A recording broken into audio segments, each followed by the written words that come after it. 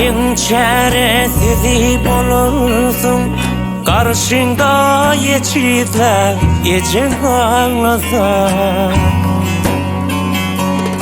Hiç tat başarmanın bilip kalırsın, senin hoştu isler ecen ağlasın.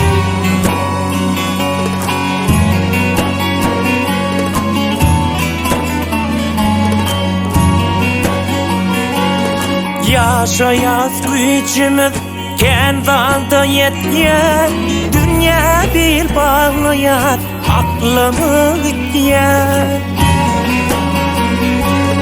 Ehil yedin işlen manisi yetken, utançıran soca ecen ağlasın.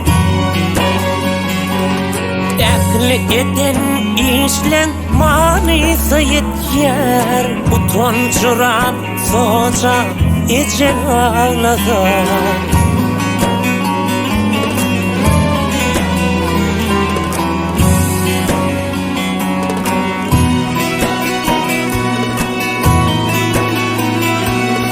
Bilip kalyan şeyle uzak bolanım, yalan bol ya ömrüm çınlan gülenim.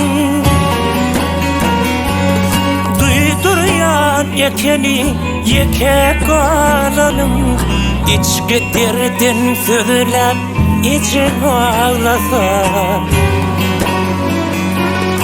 Öğreniştik bağışlar ecem zor değil, gideyim dokara gözünü dar değil.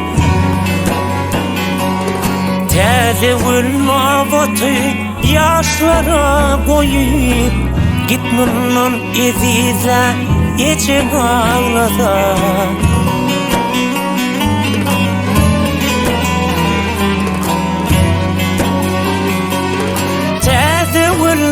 Batıyı yaşlara koyup, gitmenin ezize ecen ağlasın.